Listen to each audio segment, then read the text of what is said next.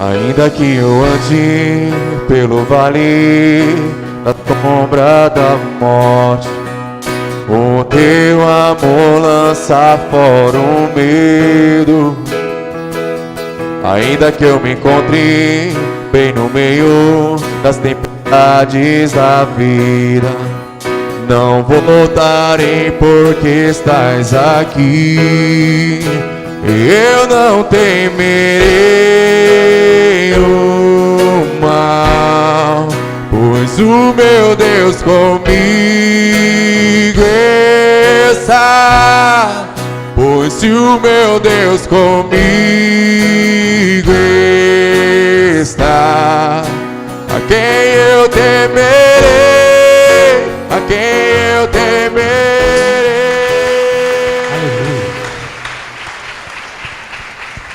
Glória a Jesus. Quem trouxe Bíblia diz amém? Amém. Coloque sobre seus pés, abre sua Bíblia comigo em nome de Jesus. Primeiro livro do profeta Samuel. Aleluia. Primeiro livro do profeta Samuel, capítulo de número 4. 1 Samuel 4.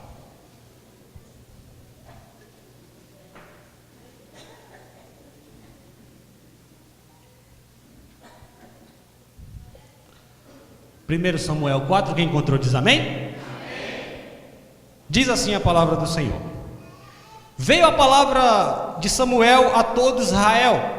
Israel saiu à peleja contra os filisteus e se acampou junto a Ebenezer. E os filisteus se acamparam junto a Afeca. Dispuseram-se os filisteus em ordem de batalha para sair de encontro a Israel. E travada foi a peleja. Israel foi derrotado pelos filisteus. Diga comigo, Israel foi derrotado pelos filisteus. E estes mataram no campo aberto cerca de 4.000 homens. 3. Voltando o povo ao arraial, disseram aos anciãos de Israel: por que nos feriu o Senhor hoje diante dos filisteus? Tragamos de Siló a arca da aliança do Senhor. Diga comigo, a arca da aliança do Senhor, para que venha no meio de nós e nos livre das mãos dos nossos inimigos. Mandou, pois, o povo trazer de Siló a arca do Senhor dos exércitos, entronizados entre os querubins, e os 2 filhos de Eli, Ofni e Finés, estavam com a arca da aliança de Deus. 5. Sucedeu-se que, vindo a arca da aliança do Senhor ao arraial, rompeu todo o arraial grandes gritos, e a terra se abalou. Eu acho que a metade foi no embalo, né? Versículo 5, olha só. Sucedeu-se que, vindo a arca da aliança do Senhor ao arraial, rompeu todo Israel em grandes gritos, e a terra abalou. Ouvindo os filisteus as vozes de júbilo, disseram: que grande júbilo é esse no arraial dos hebreus? Então souberam que a arca do Senhor era vinda ao arraial, e se atemorizaram. Diga comigo, ficaram com medo. Os filisteus ficaram com medo. E disseram: os deuses vieram ao arraial. E diziam mais: ai de nós, que tal jamais sucedeu antes. E você diz amém. Amém. Podem sentar em nome de Jesus?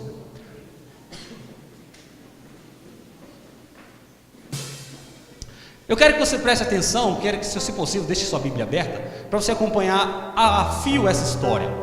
O texto que eu fiz menção de ler é um texto que muitas das vezes passa até despercebido as nossas leituras. Mas meditando na palavra por esses dias, diante desse texto eu encontrei algo interessante que me fez parar e refletir um pouco. O Senhor vem diante do profeta Samuel com uma palavra poderosa. Após Samuel ser levantado diante do profeta, diante do sacerdote Eli, para servir na casa do Senhor. Você conhece toda a história. Certa vez o sacerdote Eli chega para ele e diz: ô Samuel, mas me diga, mas me conte tudo mesmo, o que foi que Deus te revelou? E por favor, não me esconda nada, porque você não tem nada a me esconder, e eu não quero que fique nada de oculto daquilo que Deus tem preparado para mim, para os meus ou para Israel. Já diga para alguém que está do seu lado: o profeta que é profeta, ele fala o que Deus manda, agradando ou não. Porque profeta que é profeta de verdade, ele não foi chamado para agradar, ele foi chamado para confrontar. Aquele que é profeta de verdade, ele bate de frente com a realidade. Não interessa se ele vai agradar ou não, ele está falando o que Deus está mandando. Tem dá uma cutucada desse irmão que está atrás, fala: você é profeta de verdade? Então o que Deus manda tu falar, você fala. O profeta Samuel começa a declarar a ele, dizendo que tudo que ia acontecer. Vai chegar um tempo aí meio pesado. Deus está irado. E pode se preparando que vem coisa brava. O capítulo de número 4, a gente vai ver, e você que frisar alguns textos, algumas partes que diz que Israel perdeu a peleja. Vocês leram comigo, acompanharam comigo, como que o povo de Deus sai para a guerra e perde. Como que o povo de Deus, aquele que é escolhido, nação eleita, raça santa, descendentes de Abraão, herdeiros da promessa, sai para a peleja e ora perde. Eu fiquei me matutando nisso. Como que o povo escolhido, o povo de Deus, o povo de Israel, vai para a peleja e perde? Será que o povo estava despreparado? Será que eles não tinham guerreiro? Na verdade eles tinham guerreiro. Na verdade eles estavam até bem preparados, porque muita gente estava ali, muitos soldados tinham ali.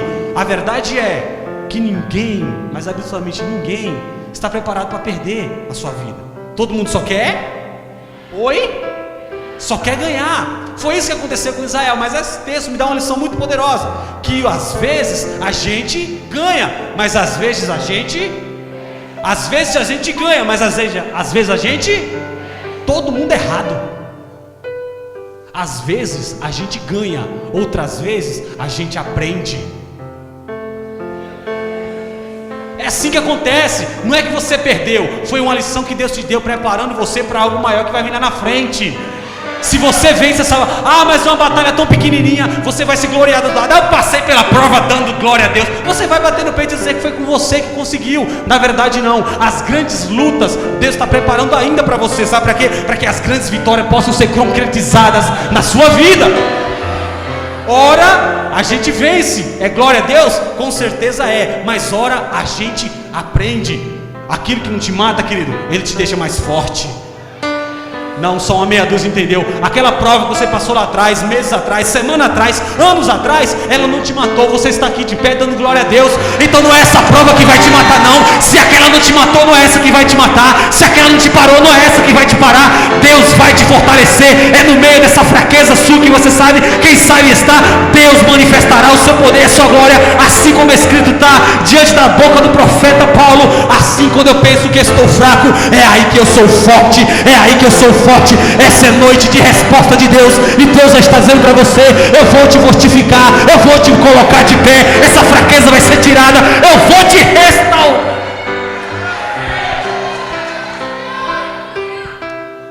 O povo preparado está, e vão para a peleja, vão para a guerra, vão para a luta. No meio da batalha, o texto diz: mas os filisteus venceram o povo de Israel. Tem alguém lá no meio que tem uma ideia brilhante, pensa numa ideia fantástica. O camarada corre até alguém e diz: a gente está fazendo tudo errado, você não entendeu. Está faltando uma coisa no meio da batalha. Sabe o que está faltando? A Arca da Aliança. E o que era a Arca da Aliança? A presença. A presença. Diga para quem está do seu lado: nunca entre numa luta sem a presença de Deus. É verdade, a gente veio para a luta e não trouxe a Arca da Aliança, porque eles sabiam que com os antigos tinha acontecido. Quando eles iam para a guerra, iam para a peleja, eles levavam a Arca da Aliança, as coisas aconteciam diferente. As coisas eram diferentes. A presença de Deus no meio da guerra trazia a vitória garantida. A prova é que enquanto Moisés está lá em cima do monte, tem dois servos do lado dele, Arão e Ur. E você conhece a história. Enquanto Israel está lá embaixo, pelejando, Arão está aqui intercedendo por eles. A simbolização das mãos de Moisés levantadas é a mesma diante dos dois querubins que tem em cima da tampa do propiciatório da Arca da Aliança. As mãos estendidas, vitória garantida.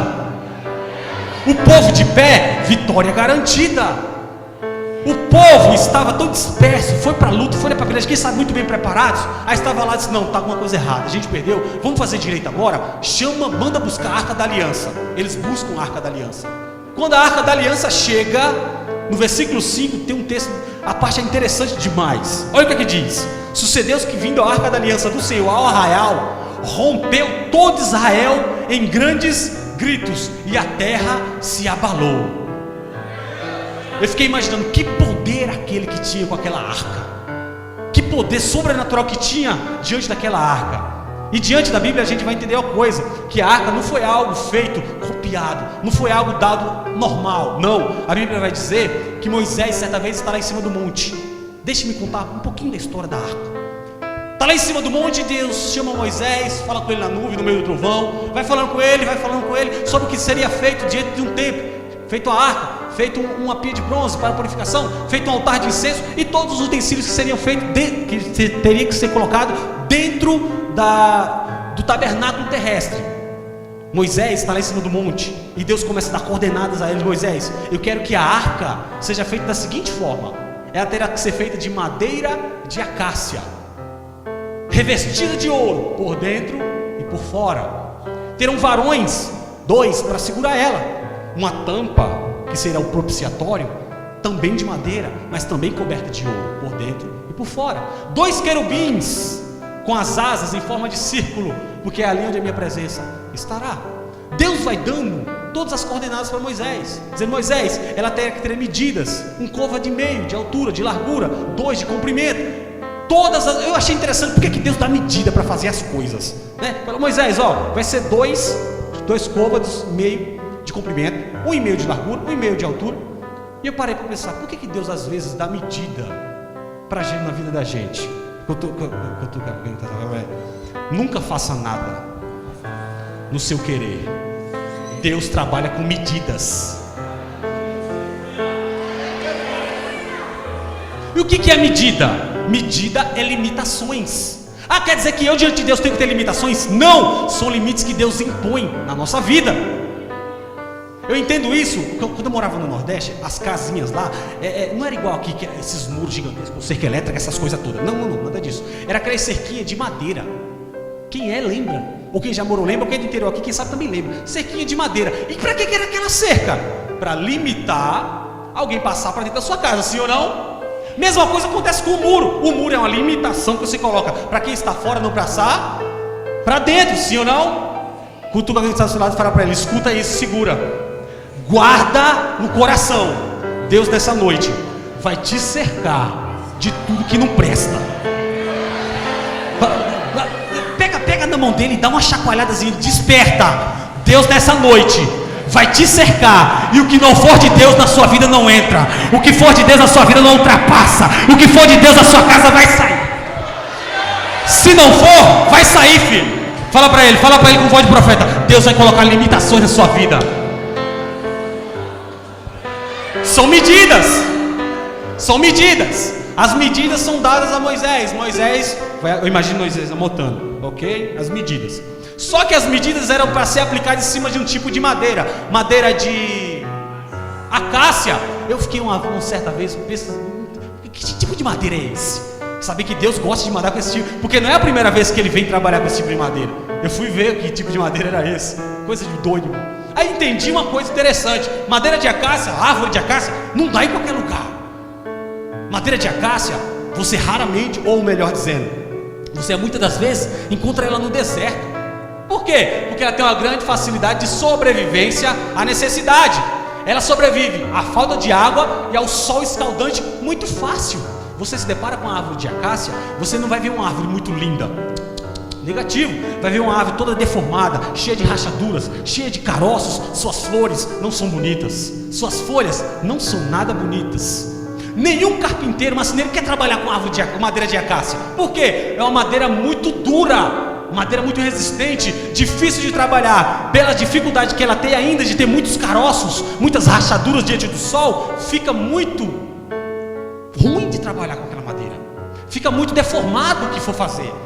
Você não encontraria uma cadeira feita de madeira de acácia, uma mesa, um armário, uma cama. Não encontraria. Ninguém que gostava de trabalhar com esse tipo de madeira. Eu pensei: peraí, quer dizer que o tipo de árvore, madeira que ninguém quer, marceneiro ninguém quer trabalhar, é feio, não tem forma, é esse o tipo de madeira que Deus quer para fazer a arca, que é a simbolização da presença dele na terra? Sabe por quê? Porque essa madeira de acácia nada mais é do que a representação, cutuca quem está do seu lado e fala para ele, da tua vida. Sabe por quê? Enquanto tu estava lá fora, ninguém te dava valor. Tu era cheio de defeitos, tu era todo deformado. Eu vou dizer mais, lá fora tu só prestava para servir de fogueira para queimar no inferno, querido. Mas aqui dentro é diferente. Para aquele tipo de madeira que ninguém queria fazer cadeira, ninguém queria fazer mesa, ninguém queria fazer nada, Deus estava dizendo: Moisés, é isso que ninguém quer, que eu quero. É para isso que ninguém dá nada, que eu quero fazer dele uma arca que vai levar a minha presença. Cultura quem está ao seu lado e fala para ele: é de você que ninguém dava nada, é de você que ninguém dava nada, que Deus quer fazer a transportação da presença dele nessa terra. Quantos são arca de presença de Deus aqui nessa? Fala para quem está ao seu lado: Deus trabalha nas coisas impossíveis. Mas mesmo fazendo a arca da aliança com aquela madeira, ela ia ficar toda deformada, irmãos. A madeira não ia ficar retinha assim, ó, bonitinha, não. Ela ia ficar cheia de rachaduras. Deus, irmão, além da sobrenatural, ele diz: ô Moisés, eu acho que ele nem diz, né? Ele já estava além, dizendo: Moisés, a madeira quando estiver prontinha, a arca bonitinha, ela vai ficar cheia de rachaduras. Faz o seguinte, reveste ela com ouro por dentro e por fora. Não entendeu? O ouro era para ser revestido por dentro e por fora. Para quê? Para fechar tudo que era de brecha das rachaduras que tinha. E o que é o ouro? E o que é o ouro? O ouro, aquilo que é mais puro. Ele ainda faz menção dizendo: Moisés, eu quero que seja revestido de ouro puro, porque é mais valioso. Sabe qual é o recado aqui, querido? Mesmo depois que tu saiu lá de fora e veio para cá para dentro, ainda vieram com algumas rachaduras na sua vida. Veio, mas Deus, através do Espírito Santo, diz: tem rachadura? Tem problema não. É só colocar ouro por dentro e por fora. E o que é ouro, irmão? Não estou entendendo. É o Espírito Santo de Deus que preenche toda e qualquer brecha que tiver. Fala para quem está falando: o Espírito Santo veio para preencher todas as brechas que tiver na nossa vida.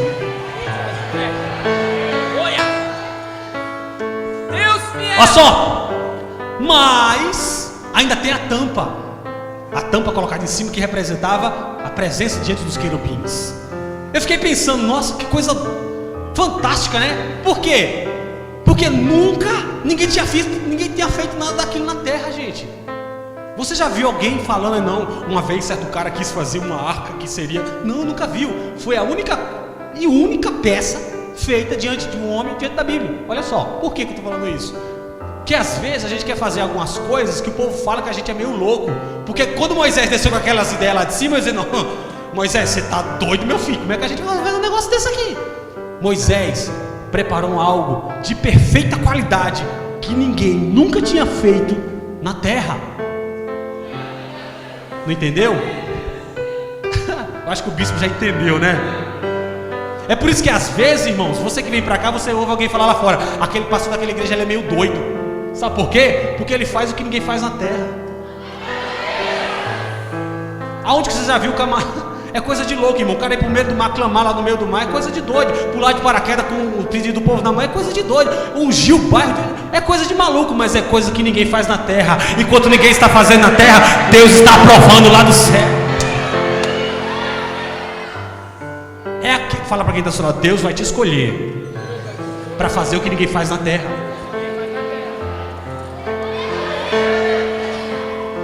A arca da aliança era para simbolizar a presença de Deus na terra. Então o povo esperto diz: não, vamos buscar a arca da aliança, porque se a arca da aliança estiver conosco, a peleja, a luta, a batalha que a gente tiver de enfrentar é vitória na certa. O que o povo faz? Volta e vai buscar a arca da aliança. Quando a arca da aliança chega, no versículo 5, você me acompanhou, diz que só foi a arca da aliança chegar, o povo começou a dar grandes gritos, que chega a terra se abalou. Eu imagino o povo gritando, dando glória a Deus, aquela glória toda. E a Bíblia vai dizer nos versículos seguintes, versículo 6, ouvindo os filisteus o júbilo, disseram: que voz de grande júbilo é esse no arraial dos hebreus? Então souberam que a arca do Senhor era vinda ao arraial. Olha só, eles souberam que a arca tinha chego até o arraial do povo de Israel. Acompanha. E o 7, e se atemorizaram, ficaram com medo, os filisteus, e disseram: os deuses vieram ao arraial. E diziam mais: ai de nós, que tal jamais sucedeu antes. Olha só, escuta aqui. O povo estava muito bem preparado para ir para a guerra contra Israel de novo. Os filisteus era bicho folgado, irmãos. Pensa nos camaradas desaforados. Queria ir para cima de Israel, bater de frente com ele, para quê? Para vencer, para humilhar depois lá na frente. Porque o inimigo é assim, ele quer te vencer, não para dizer, não, eu venci, fui para mais uma. Não, ele quer te vencer só para te humilhar na frente dos outros. Isso acontece com amigos, familiares, nossa vida, da mesma forma. Eles querem mostrar que é mais do que eu e você, sabe para quê? Só para te humilhar depois. Agora fala para quem está do seu lado, não se preocupa não. Enquanto ele te humilha aqui, Deus te exalta ali. Aí o povo começa a ficar com medo. E a arca da presença do Senhor está lá no meio de Israel dos hebreus. E eles com medo, versículo 8: ai de nós, quem nos livrará das mãos destes grandiosos deuses? Eles pensavam que eram muitos deuses que estavam com o povo de Israel. São deuses que feriram os egípcios com toda sorte de praga lá no deserto. Eles começaram a ficar com medo, irmãos. Sabe por quê? Porque a presença de Deus chegou no meio deles.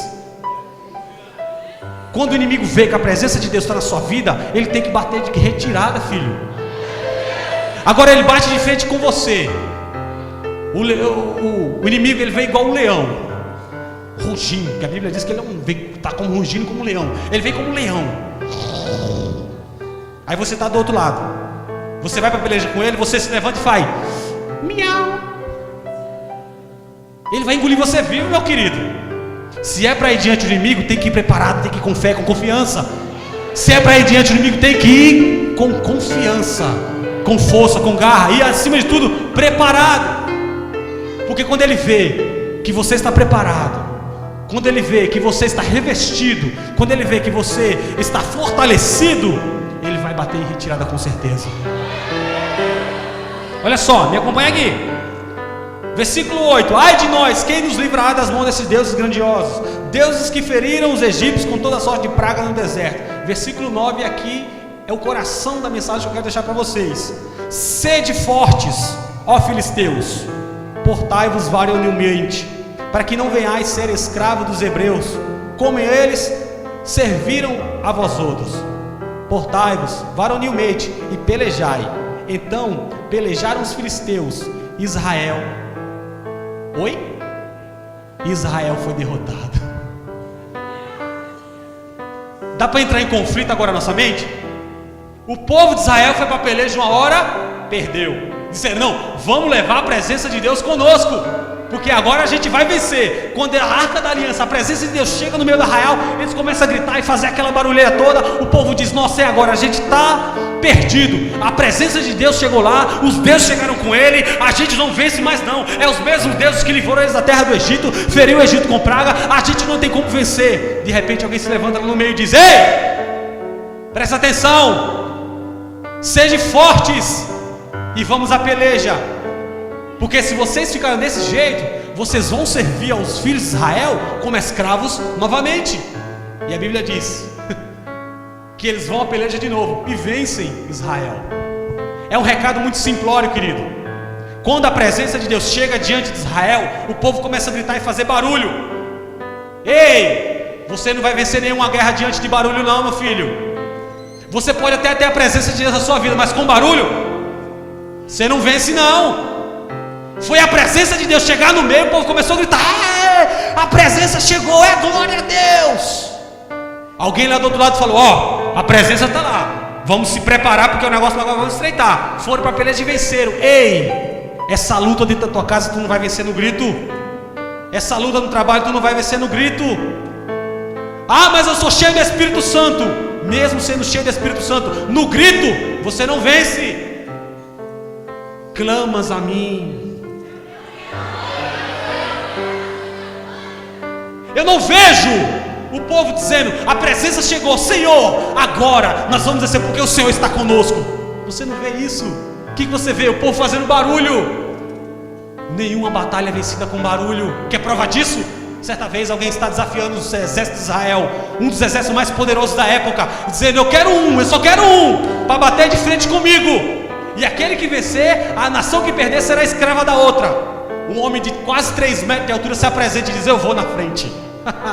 É agora, eu quero ver quem é o macho que vai me enfrentar. Golias chega lá mais ou menos na altura dos 3 metros de altura, diz: quem é o valente da terra de Israel que vai me enfrentar? Eu quero ver quem é o bom. Se ele me vencer, seremos escravos seus. Se vocês os vencerem, seremos escravos vossos. Ninguém se candidata a pelejar com um gigante Golias, porque se amedronta diante daquela dificuldade, diante daquela grande problema. É assim nas nossas vidas às vezes. A gente se depara com uma grande dificuldade, a gente tem medo de enfrentar, a gente tem medo de ir para cima dela. O inimigo, meu filho, não tem medo de ir para cima de você não. É a gente que às vezes amedronta diante dele. Mas aquele crente que está fortalecido, revestido do Espírito Santo, não há luta que ele não vá para cima, não há gigante que ele não vá para cima, não há peleja que ele não entre para ganhar. Ninguém se candidata. Aí chega um menino baixinho, sem tamanho, sem estatura, sem formosura. Ele chega lá, vê todo mundo amedrontado, aquele monte de comentário. Ele pergunta: o que está acontecendo aqui? E alguém responde para ele: é porque tem um camarada que mede quase uns 3 metros de altura, que desafia o povo de Israel. Ninguém se candidata a vencer ele. Todo mundo está com medo, até o rei. Até o rei. Que povo medroso, que povo frouxo. Deixa eu falar com o rei. O jovem chamado chamado Davi vai diante do rei Saul e diz: ô rei Saul, eu vou diante desse camarada aí. Eu acho que o rei Saul olha para ele e diz: mais um que vai virar farinha na mão do filisteu, vai morrer. Olha o tamanho desse. O cara dá quase 3 dele. Meu filho, o cara é gigante, é guerreiro, o cara tem escudo, tem lança, tem armadura. Você tem um cajado, você tem. Meu filho, não. Rei Saul, eu quero ir. E ele, porque acontece sempre assim, querido. Quando tem uma grande multidão dos mais valorosos, dos mais preparados, guerreiros, que não se habilita a pelejar contra aquele inimigo, Deus levanta o menorzinho. Não entendeu?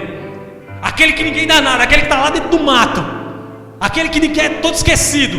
Olha os irmãos de Davi, lá dentro do mato. Soldado daquela época, jovem daquela época, a situação deles, a vida deles era o que? Era treinar, querido. Aí um dia eu quero estar no exército de Israel, eu quero ser um guerreiro, eu quero batalhar pelo meu país, honrar, vir servir o meu país. E ele vai para o meio do mato cuidar de ovelha. Imagina o jovem lá pegando um pedacinho de pau, brincando de espadinha.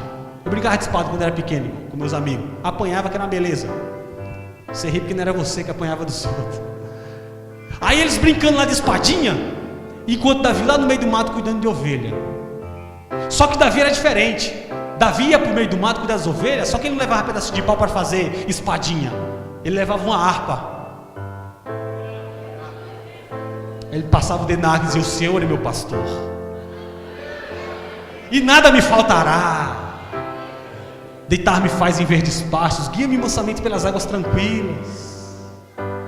Ainda que eu ande pelo vale da sombra da morte, eu não temerei mal nenhum, porque o Senhor está comigo. Enquanto os amiguinhos dele, os irmãos dele lá treinando para ser soldado um dia, ele lá treinando para agradar o coração de Deus com louvores. E aquele que ninguém dava nada, lá esquecido no meio do mato, foi esse que Deus disse: vem cá, Davi, é você mesmo, vai diante daquele camarada. Deus levanta Davi para ir diante do gigante Golias. Ele vai diante do gigante Golias, e o que o gigante Golias está fazendo? Quem é o valente que vai me enfrentar? Eu quero saber quem que é. O grito de Golias estava fazendo o povo ficar com medo. Mas eu fiquei pensando, você já viu aqui, ó, de capa a capa, um texto dizendo que Golias venceu uma luta? Se eu te encontrar, por favor, me conta, me mostra. Eu não encontrei nenhuma luta escrita aqui que ele venceu. E ele começou a lutar com a espada e venceu. Nenhuma. Todas as lutas que eles venceram foi só no grito. Por quê? Porque ele era grande homem. Quem olhava para ele se amedrontava. Mas de vencer mesmo, querido, nunca venceu. Aí Davi vai diante daquele que está querendo ganhar no grito. É você o grande homem. Imagina Davi assim, ó. É você o grande homem. Meu filho, você vem a mim com um pedaço de pau, com pedra. Você acha que eu sou cachorro? É exatamente o que ele diz. Você acha que eu sou cachorro? Davi vai diante deles, querido, e ele diz uma palavra poderosa: incircunciso tu és. Tu vens a mim com escudo, com lança, com espada, mas eu vou a ti que está querendo ganhar no grito, em nome. O grito do inimigo não venceu Davi. Davi foi diante dele em nome do Senhor. O povo poderia ter vencido essa batalha também? Com certeza poderia, se eles fossem em nome do Senhor, mas não, quiseram ganhar no grito, porque a presença de Deus diante do povo já tinha vencido tantas e tantas batalhas. Eu imagino eles dizer: não, se a presença estiver conosco, é mais um que a gente vai vencer. Se a presença estiver conosco, é mais um que a gente vai sair vitorioso do outro lado. Não é assim que funciona, querido. Tem que se posicionar e chamar o Senhor para a guerra. Chama Ele para a guerra, que as coisas acontecem. O salmista, diante do louvor ao louvar aqui no início, Salmo 91, que salmo poderoso. Aquele que habita nos esconderijos do Altíssimo, a sombra do Onipotente ele descansará. O que eu direi do Senhor? Ele é o meu Deus, Ele é minha fortaleza. O que é isso, querido? É chamar Deus para a guerra, é convidar o Senhor para pelejar com você, é chamar o Senhor para pelejar dentro da sua casa, da sua família. Quem sabe trabalho, quem sabe portas de emprego, quem sabe doença. Em todas e qualquer situação, chama o Senhor para a guerra, quer certeza de vitória na sua vida. Certa vez Daniel chamou o Senhor para a guerra. Como que ele chamou para a guerra? Como é que ele chamou para a guerra? Se colocou de joelho em oração por 21 dias. E a Bíblia diz que quando o anjo do Senhor chega diante dele, diz: ô Daniel, a partir do primeiro dia que tu se colocasse de joelhos, as tuas orações foram ouvidas nos céus, e eu vim por causa das tuas orações. Você está entrando numa campanha, clamas a mim, colocando o joelho no chão, entrando com oração diante do Senhor. Eu quero te dizer uma coisa, querido: haverá resposta de Deus para a sua vida. Haverá resposta de Deus para a sua vida. Sabe por quê? Porque aquele que se coloca diante do Senhor com oração, clamando, pedindo, chorando, gemendo, não há oração a qual o Senhor não responda, não há clamor a qual o Senhor não pare para dar a vitória. Lembra do cego Bartimeu? Enquanto ele clamava, alguém estava dizendo: cala a boca, ele não vai te ouvir. Mas mais alto ele clamava: ó filho de Davi, tem misericórdia de mim. Então o Senhor para e diz: manda chamar ele, porque o milagre chegou na vida dele. Eu quero te dizer, serão quinta-feiras de clamores nesse lugar. Chama a atenção do mestre, chama a atenção dele, porque quando você chamar a atenção dele, ele vai parar para conceder o milagre que você precisa. Davi chamou a atenção de Deus, chamou.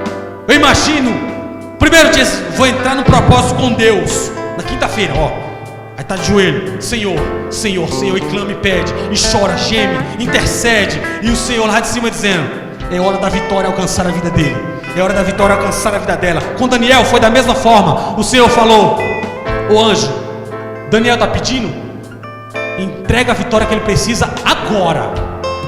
A Bíblia diz que o anjo corre, eu imagino, e vai até Daniel. Impedido ele é, a Bíblia diz, por as potestades que dominavam aquela região, espíritos malignos, eles, regiões celestiais, impediram o anjo de passar para entregar a vitória até Daniel. Mas Daniel, no primeiro dia, já alcançou a resposta de Deus. Deus vai lá e entrega. No segundo dia ele está intercedendo novamente. Terceiro dia ele está intercedendo novamente. No quarto, quinto, 15º dia, 20º dia, ele está intercedendo novamente. Eu imagino uma coisa, irmãos. Imagina Deus nessa situação. O primeiro dia que Daniel orou, Deus falou: entrega lá a vitória dele. E o anjo foi. 21 dias depois, a oração ainda som dos ouvidos de Deus. E eu imagino Deus falando: mas rapaz, eu não já mandei a vitória daquele camarada no primeiro dia, por que ele não para de clamar? Será que ele quer mais? Mas não é, ele não quer outra vitória, porque ele está clamando pela mesma vitória ainda. Eu imagino ele chamando outro anjo, imagina comigo, desenha a cena. Ele chamou outro anjo e disse: cadê aquele anjo que eu mandei entregar a vitória a Daniel? E alguém disse para ele: Senhor, ele foi impedido lá nas regiões celestes. Príncipes da Pérsia, demônios, impediram ele de chegar até Daniel para entregar a vitória. Acontece na minha, na tua vida também. Você entrou com uma oração específica nessa noite, eu tenho certeza. Deus do céu já falou: pode entregar a vitória que Ele quer, que ela quer. Mas existem demônios nas regiões celestiais que vão querer impedir essa vitória chegar até mim e até você. O que a gente vai fazer? Fazer igual Daniel, continuar intercedendo, continuar pedindo, continuar clamando, numa situação que não possa ser resolvida pelo poder de Deus, pela resposta de Deus.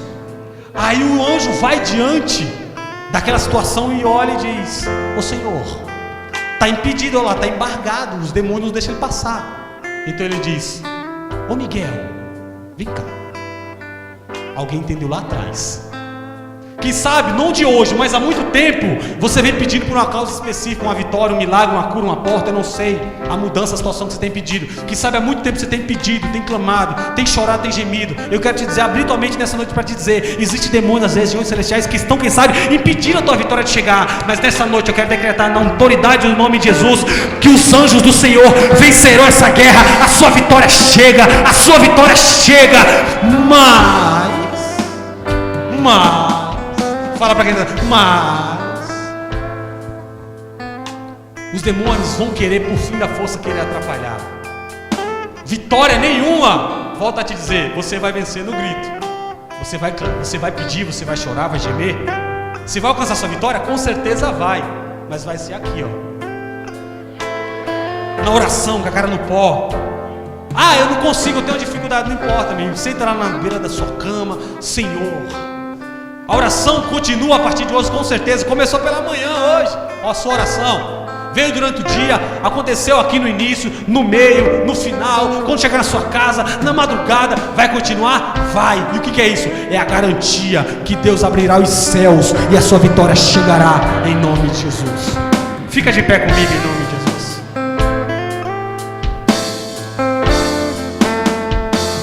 Fala para ele que está do seu lado: sua vitória, você não vai vencer no grito.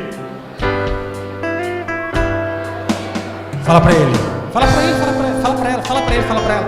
Sua vitória, chama o Senhor para a guerra que ele vence. Deixa eu te falar um negócio aqui. Sabe essa vitória que você pediu, quem sabe hoje? Se você colocar a tua mão, ainda essa semana ela acontece. Se fosse você, não teria dado glória. Sincero. Se você colocar a sua mão, ainda essa semana só acontece. Você vem pedindo há tanto tempo por ela. Se você colocar a sua mão, ela acontece.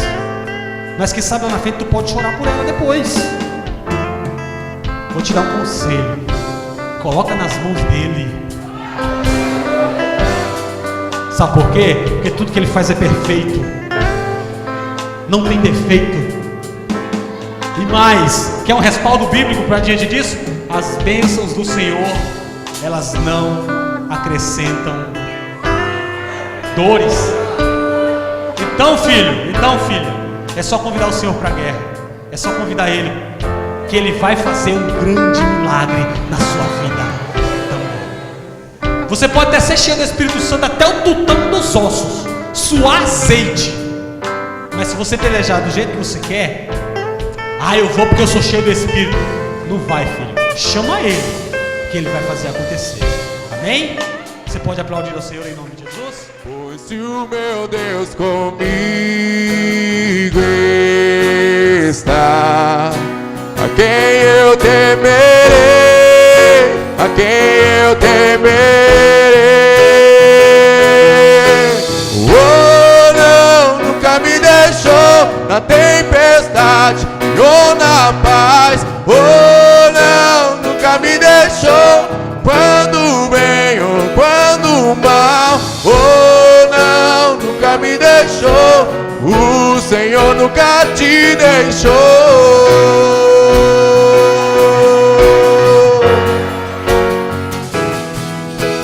Oh, não, nunca me deixou na tempestade ou na paz. Oh, não, nunca me deixou. Oh, não, nunca me deixou. O Senhor nunca me deixou.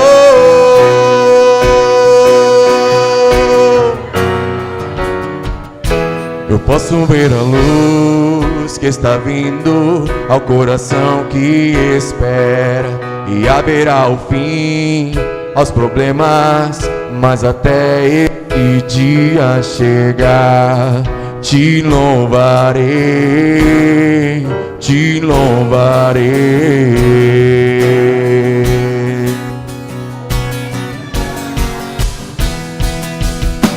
Oh, não, nunca me deixou na tempestade ou na paz. Oh, não.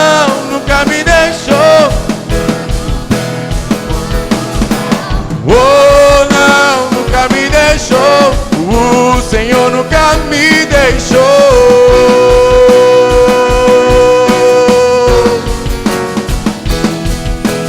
Oh não, nunca me deixou na tempestade ou na paz. Oh não, nunca me deixou. Oh não, nunca me deixou, o Senhor nunca me deixou.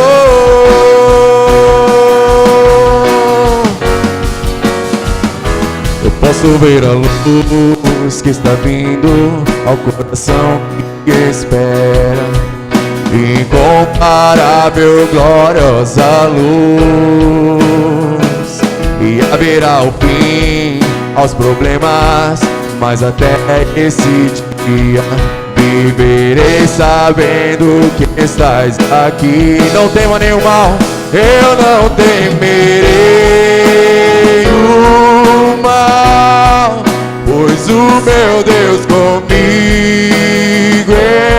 está.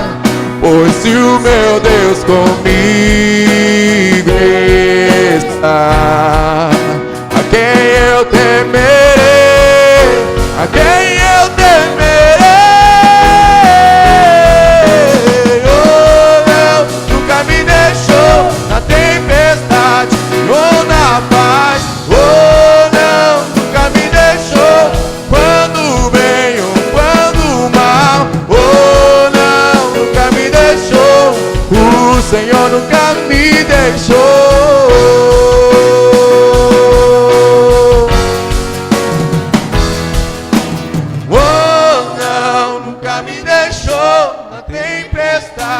Ou na paz, oh não, nunca me deixou, quando bem ou quando mal, oh não, nunca me deixou. O Senhor, Ele nunca te deixa. O Senhor está todo momento ao seu lado, na sua alegria, na sua tristeza. O Senhor, Ele nunca te abandona, na sua luta, na tua prova, na angústia. O Senhor, Ele te trouxe aqui nessa noite para declarar para você, quando não importa a situação da sua vida, Ele nunca vai te deixar, Ele nunca vai te abandonar. Oh, oh, oh, oh, não, nunca me deixou na tempestade ou na paz.